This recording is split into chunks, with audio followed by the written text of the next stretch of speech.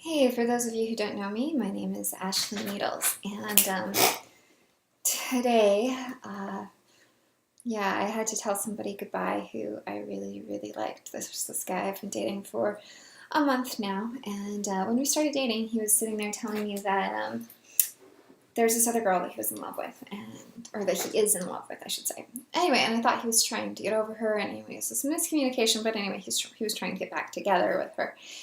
And it really hit me hard when we were spending time together and he got a text from her and he just took off like the house was on fire. And anyway, so I had to stop and I realized how much more invested I was in the relationship than he was. Like, I knew where his mom worked, what his mom and dad did for a living. I know his mom's name, his brother's name. I know his birthday. I know his full name. Like, I know all this stuff about him, but I don't think he knew any of that about me. I was completely crazy about this guy. Totally over the top crazy about him. But, I mean, he deserved it too. He was incredible. Super talented, super vivacious, just super powerful person, you know? And anyway, but when I realized how much more invested I was into him and how little I was receiving back, like I gave him this thing I've been working on to read, and I waited 5 days and he hadn't read it. Whereas if he had given me something, it would have been read that night. It would have been taken care of that night.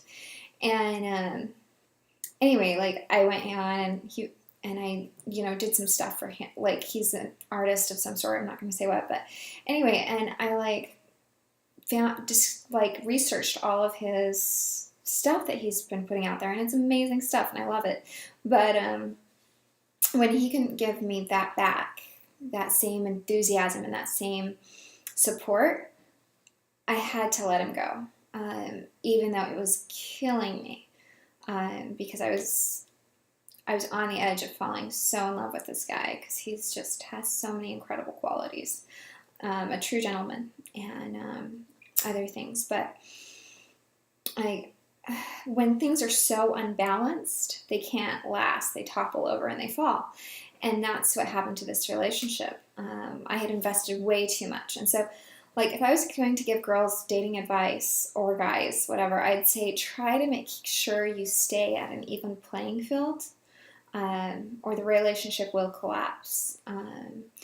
Because like I was putting in my 100% because I just got out of a marriage, and it's funny because I didn't even think about it. Like I just came out of this marriage, and the guy I was dating started telling me this problem he was having, and instead of being in a dating mindset, I was in a marriage mindset, and I was like, we will work through this, and it became my problem, and I just took it on, and it was a financial thing. Anyway, so I just took on his burdens, and I supported him in a way that I would have as a wife. And when I realized that, I was kind of flabbergasted that I did it. And then it's like a month later, and the same situation comes up, and I pulled back a little bit, but I still wasn't able to quite get rid of it not being my problem, because I typically take on other people's problems and do my best to solve them, which isn't good in a relationship. I can't solve somebody's problems for them. Like, the fact that he's interested in this girl who, did some things repeatedly to him, there's nothing I can do about it. He's going to go and he's going to get burned and hurt himself, and I wanted to protect him from that, and yeah, it did not work. So anyway, he left me like the house was on fire after getting this text, and said he'd call me back in 30 minutes. He'd call me in 30 minutes. An hour later, a minute over an hour later, is when he, calls. And like, I don't mind if somebody's late usually, but if you're late with another woman, it just shows how low of a priority I was to him, and how little he valued my time or his word. and his promises and the things that he says he's going to do. And so I really need somebody in my life who follows through with their word.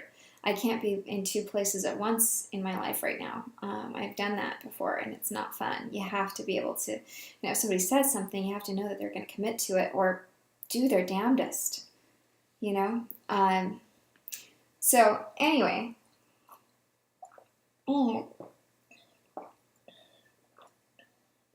it was hard to realize how little I meant to this person. And I mean, it was probably perfectly normal for only having seen each other, a handful of times over the last month, a couple times a week maybe at the most. And, but because of how vulnerable I am and where I'm at and emotionally, I just dived in without even seeing if there was water in the pool. And when I realized there wasn't water in the pool for me, it hurt. I got myself hurt, and I realized that, and so it was something that I found something I got to get to work on, and I'm really grateful to him for teaching me the things that I got to learn with him, because he taught me a lot, because he is such an incredible person, and I wanted to be like just amazing for him and just be it all, but I couldn't. I'm just me. And, when that's not enough for somebody to make you their number one, because you need to be and you deserve to be somebody's number one. Anyway, if just being you isn't enough for them, don't turn yourself into a pretzel. I mean, I can only run as fast as I have strength, and when somebody sits there and pulls for more and needs more and asks for more, and it's just like, oh, and then it's still not enough because, this other person is, whatever, they have all this history with them. It ends up leaving you feeling like you'll never be enough. I mean, for me, it especially did. My husband left me for another woman, and so I've been in this state of trying to fix myself, trying to work on myself, trying to improve myself, and doing these things. And I think I've succeeded in a lot of things. I think I've improved in a lot of ways. I've been doing a lot of work on myself. I've been going to a psychologist. I've been taking some dance classes to feel sexier and be sexier. And I've been, I've been working out, I've been doing all these things. And I've been taking voice lessons, which just, oh my gosh, they are like the best antidepressant ever. It helps that I have like the most amazing voice coach. Michelle, I love you. If you're watching this, if you ever watch this, I love you tons. I miss you too. I haven't seen you in a few days because, oh my gosh, I found out I could have kids again. Since my husband left me, my uterus has been busy healing itself from these different things. I still have a cyst that's the size of a ping pong ball that I might have to get operated on because it's causing me pain. But it's just one cyst, and the rest of the cysts are all gone. My fibroid tumors are gone. And yeah, I am doing really phenomenally well. My fibroids aren't totally gone. They're just almost gone. So I could have kids, which, is kind of cool. I didn't know how to react at first. At first, I kind of felt like I was holding a live grenade. It's like there's this big news, this big crazy thing, but it happened because I've been happy. I've been super happy in my life right now, and I have all this love and joy that I want to give to somebody, and I'm gonna find somebody to give it to eventually, but I'm not in a rush. I really like my time right now. Today I went out on this lunch date with this guy, so I had it planned ahead because this the guy that I like told me that we needed to slow things down, blah blah blah blah, and take steps back. And so I was like, okay, I guess I'll go date other people. That's what anyway. So we broke up kind of in the night, but in the morning is when I was texting him. And I'm just finalizing the details of the breakup, whatever. And so then I go out on this lunch date with this guy. It was our second date. I dated him like a few months back, and he was super sweet to me, really great. We went to Whole Foods, and he got me food and stuff. And then after Whole Foods, we took my dog to the park, and we were playing with her, and it was really nice. I got some sun and things like that. And he's this guy who owns 3 fishing boats, and just really easy. You know, he doesn't need a lot to be entertained. It's just good being, you know, hanging out. So it was nice. Very relaxed. So, I mean, and it's amazing to me that this guy from the very first moment put me as a priority. Like, we only went on one date, but since that date, he's been messaging me and texting me and, you know, all these different things.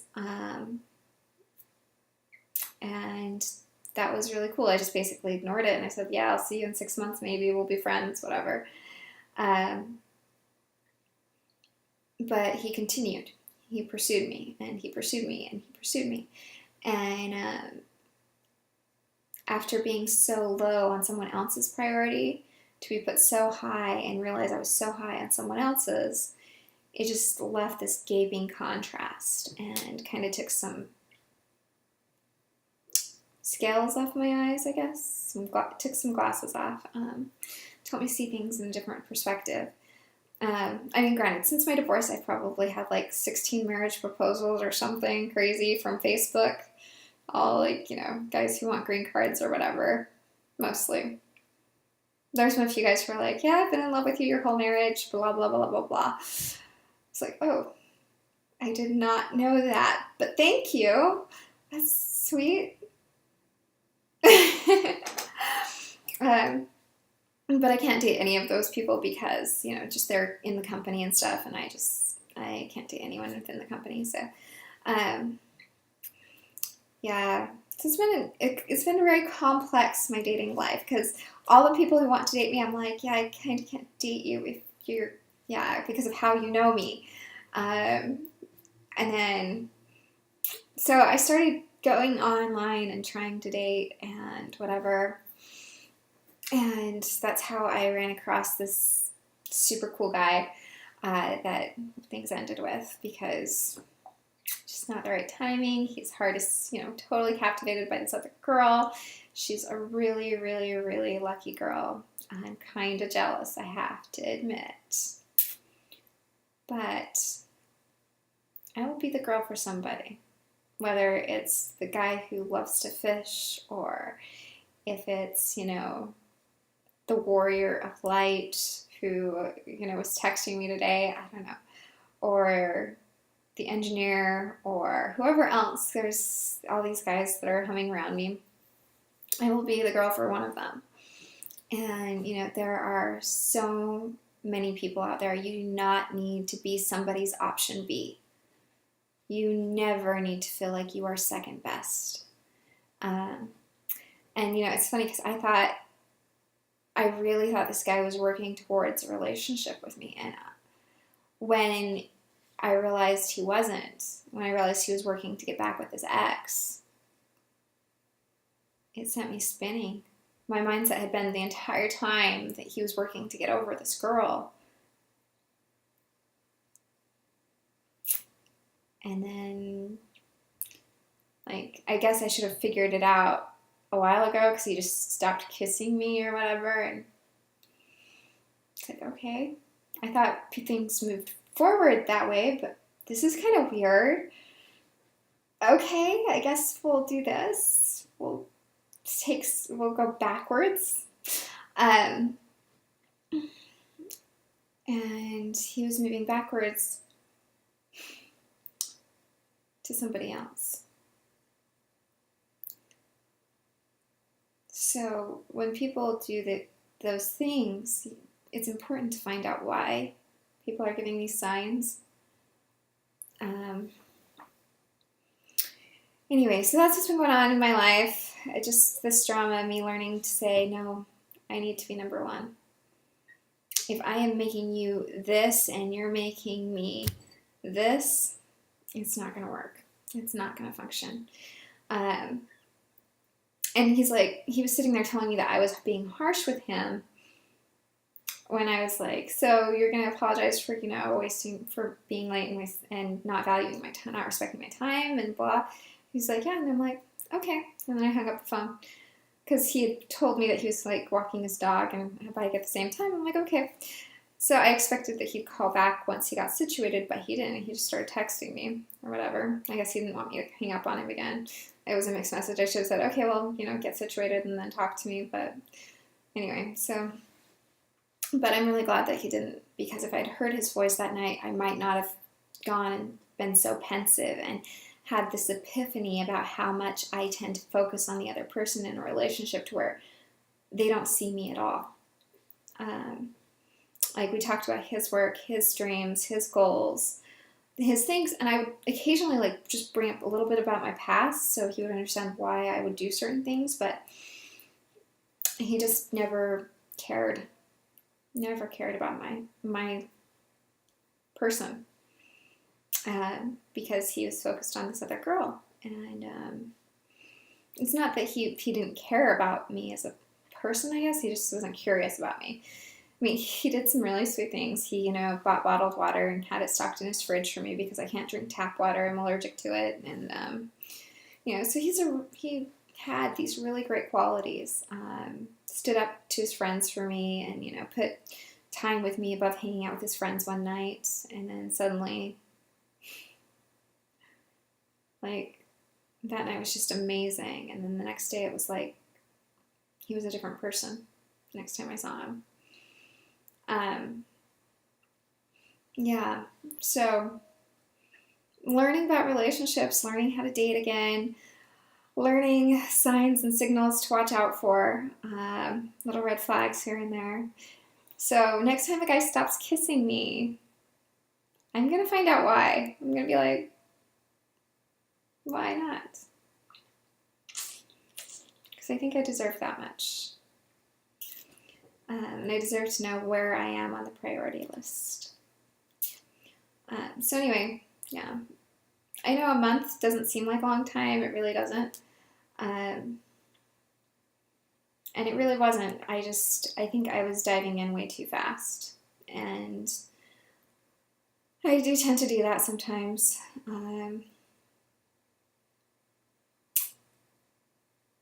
I wanted to learn everything about this guy. I wanted to know everything there was to know about him. I was so curious about him. So I researched, I found out everything, listened to every thing he had to say, and looked into his artwork, his art stuff. And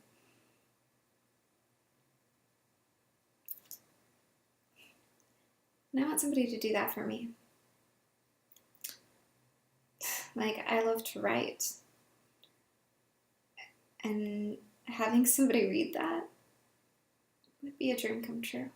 It would mean the world to me. Because I've never had anybody support that. Occasionally I'll post things on Facebook. And I've given stuff to friends to read, but they never have. And that's been hard. It's been hard to watch because I am the person who always gives in that way. My friends give back to me in other ways, but yeah. So just having somebody read my stuff and talk about it with me and discuss it, that would be huge in my life. You never know what something is going to mean to somebody. I remember when I was 16, how a white plate and a clear glass set at a dinner table for me meant the world, because I had not been allowed to use furniture or eat the food in the house for about 6 months at a time at this different place I'd been living, because I left home at 16. And anyway, the next place I moved, there was a place set at the dining table for me after I'd been, eating on the floor out of garbage cans at this other place because I wasn't allowed to use the furniture and things. So you never know what that tiny bit of support can do for somebody. it can mean the whole world to them. So when he didn't do that, and I had done X, Y, Z, I had gone through the entire alphabet for him, which if I hadn't have done that, maybe he would have been wanting to, support me back. Or, if I hadn't have done that, if I hadn't invested so heavily, maybe I could have waited, to be a priority. So yeah, investing yourself slowly into relationships until you know where you stand with somebody.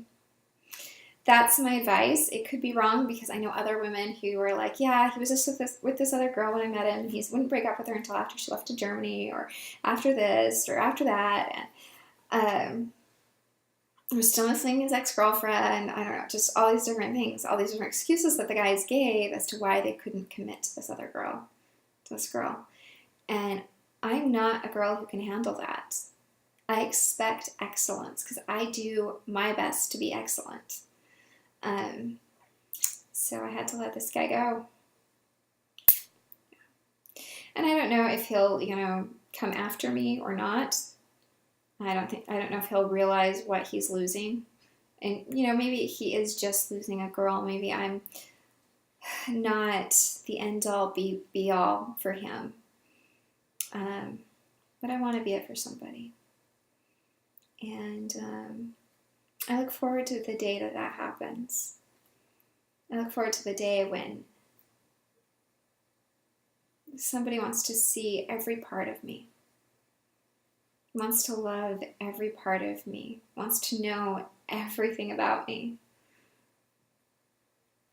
as much as I want to know about them. Just that equal meshing of like finding out about each other and, coming together in complete unity of that. I think that's one of the most beautiful things about relationships is having that. And I think when when people lose curiosity about each other after they get in that's when they get in a rut. When they stop realizing that there is more to the person that they're with. There's always more to the person that you're with. There are so many depths to the human soul that a lifetime is not enough to uncover them. So, yeah. Anyway, that's the video that I wanted to make tonight. Just talk about what's going on. Tell everybody, oh yeah, I can have kids. Bombshell. Huge bombshell. After thinking that I couldn't for years, for the last 2 years, year and a half, I don't know, when I was with my husband. But yeah, divorce apparently has been very good for me. Very good for me. So, happy dance, and I hope you subscribe, because who knows what's going to happen next in my life and what other epiphanies I'm going to have. Maybe it'll be something that'll change your life. I only hope that you can learn from my experiences so you don't have to have them yourself, because gosh darn, it hurt. It really hurt, but I'm keeping myself busy. I'm not texting him, it's gold, don't text him.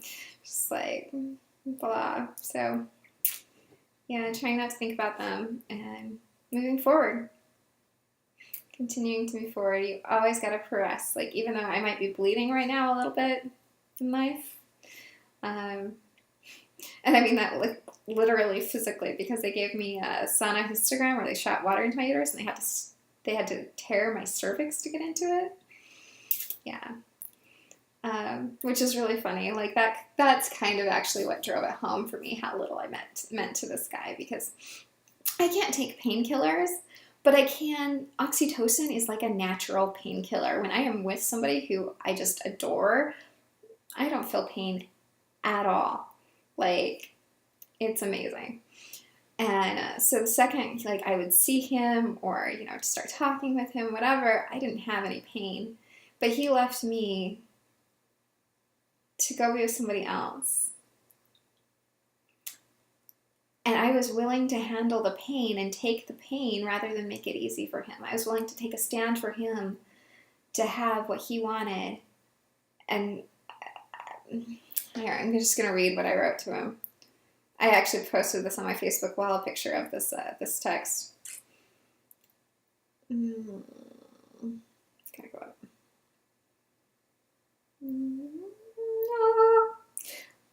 Okay.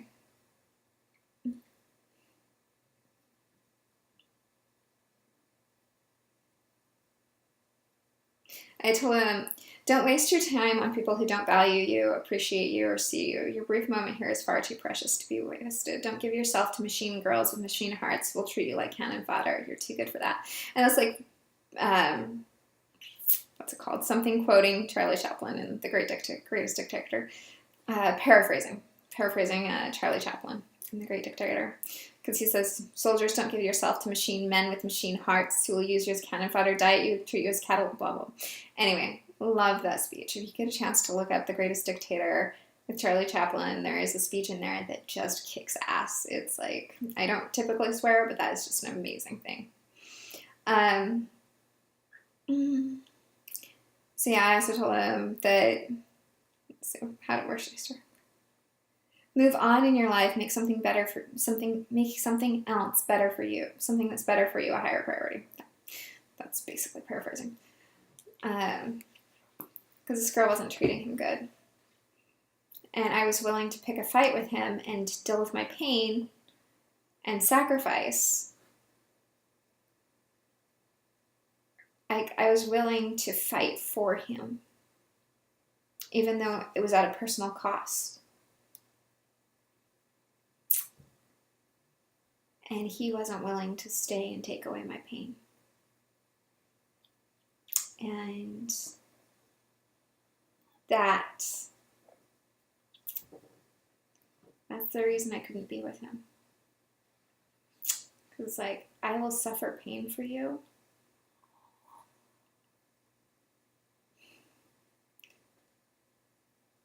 But where's the return?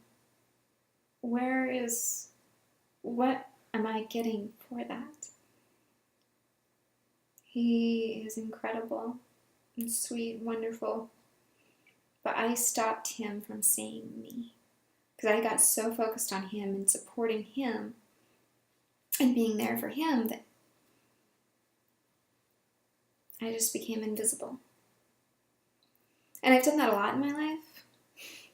It's funny, the other day there's some people who were like, I didn't realize who you were, and blah. I'm like, yeah, I guess I was kind of in the shadows supporting all those amazing rock stars and icons. And I realized how much in my life I have been in the shadows of my own life to support other people. Like, when I came out to LA, I started decorating my house for my husband. Like, it's my house, and I was decorating it like the Fortress of Solitude for my husband. And I was getting all these plants, even though I didn't really care about it. I got all these plants, because he was, like, worried about being in LA and not having enough green stuff around and blah. And so I was trying to grow a garden on the balcony and trying to get plants set up everywhere and everything. And then I found out he was leaving me for another woman. Yeah, it's fun. But it was interesting in my marriage when I realized for 2 years we had not watched a single show that I wanted to watch. For 2 years, my marriage. Because I wanted him to be happy. I wanted him to have what he wanted more than I wanted anything for me. And that's just the kind of person that I am.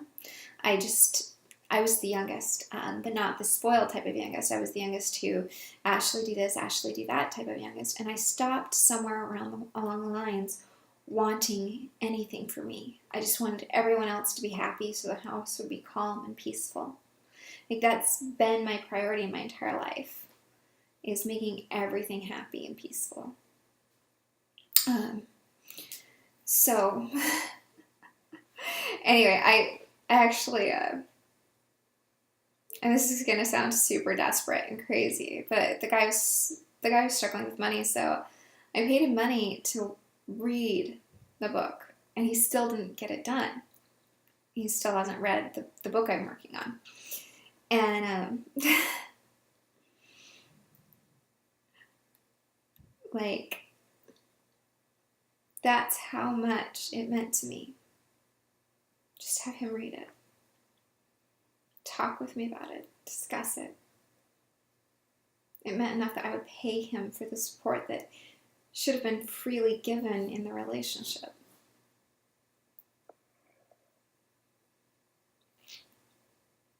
So anyway, I've always felt beholden to people, everyone, for the smallest kindness. I've always felt like if a guy opens a door for me, I should bow down and kiss his feet. But anyway, so he didn't do it. He didn't read the thing. So I finally had to go cold. And this is what I do. I go really cold when things get to be too much for me. No, that didn't send. Hold a second. I sent a text.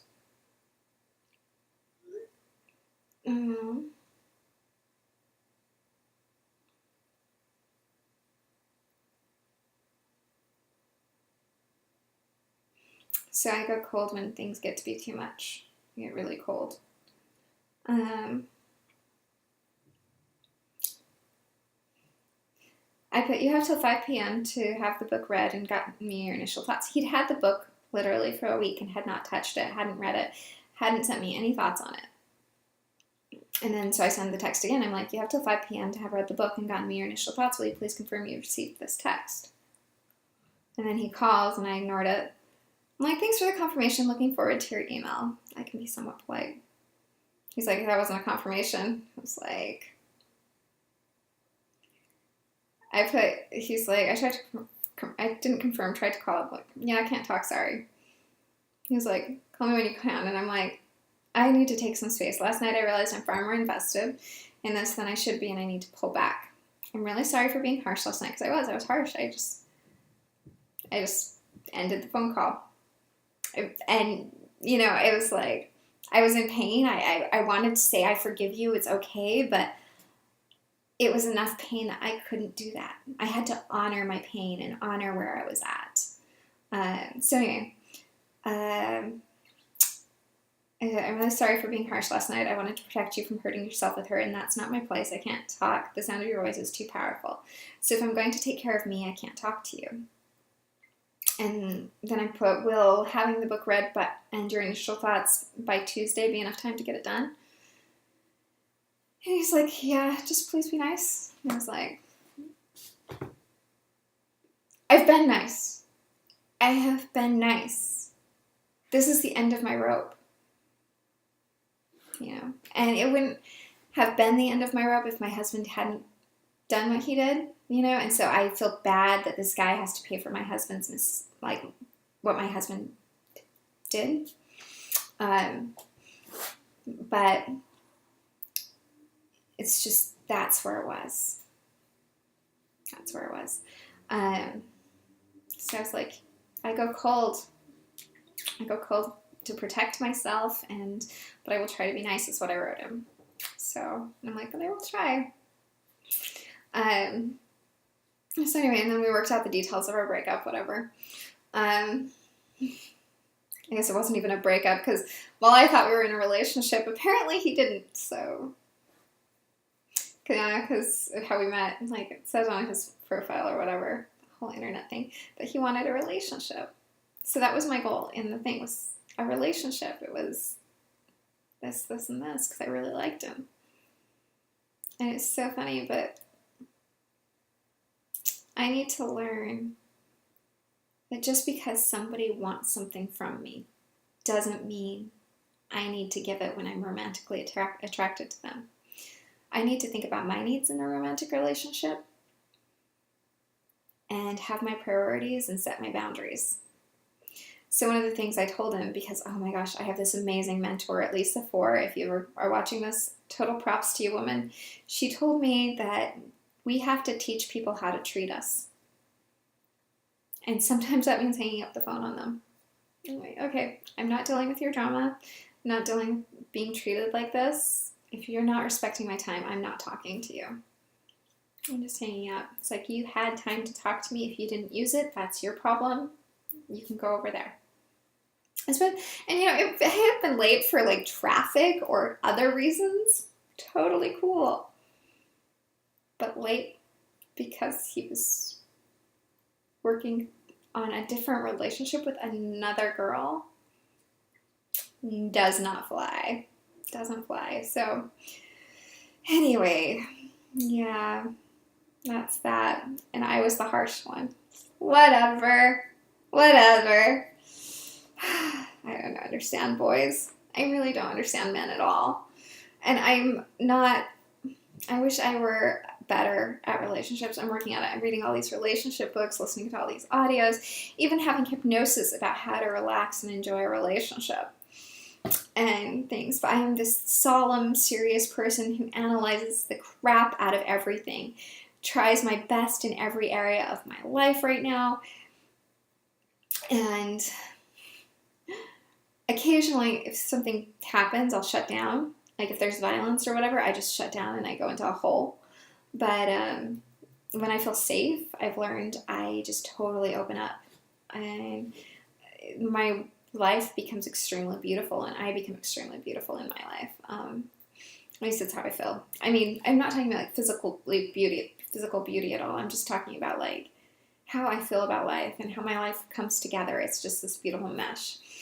I really think I'm average looking. I don't really think I'm all that pretty.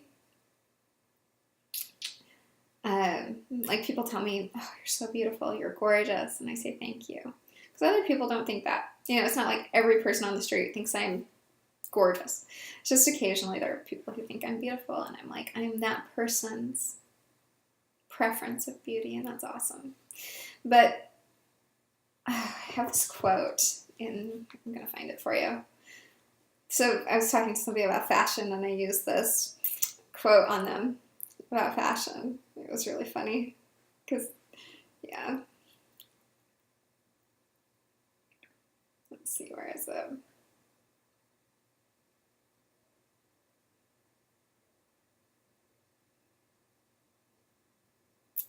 When you seek beauty in everyone around you and in all things around you, you will not only find it, you will become it.